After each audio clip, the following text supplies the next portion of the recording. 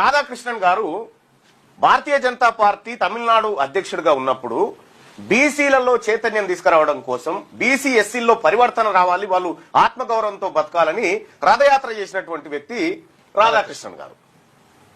వ్యవసాయ కుటుంబం తనది, బీసీ సామాజిక వర్గం, 2 సార్లు ఎంపీగా కోయంబత్తూరు నుంచి గెలిచినటువంటి వ్యక్తి ఈయన సుదర్శన్ రెడ్డి గారు ముస్లింలకు 4% రిజర్వేషన్ ఇవ్వకూడదు, బీసీలకు రిజర్వేషన్ ఇవ్వాలంటే లెక్కలు ఉండాలి, సర్వేలు ఉండాలని చెప్పి చాలా కొర్రీలు పెట్టినటువంటి వ్యక్తి. కొలీజియం గా ఉన్నప్పుడు బీసీ బిడ్డలకు కూడా పెద్దగా అవకాశాలు ఇచ్చిన దాఖలాలు లేవు.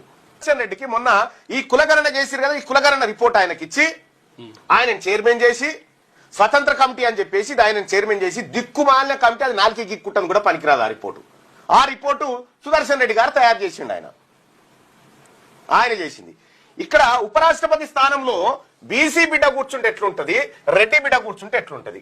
మరి మొట్టమొదటిసారిగా ఎన్డీఏ కూటమి ఒక బీసీ బిడ్డను రాధాకృష్ణన్ ఉపరాష్ట్రపతి అభ్యర్థిగా తీసుకొస్తే కౌంటర్ గా కాంగ్రెస్ పార్టీ రెడ్డి సామాజిక వర్గం అభ్యర్థిని తీసుకొచ్చి పెట్టింది.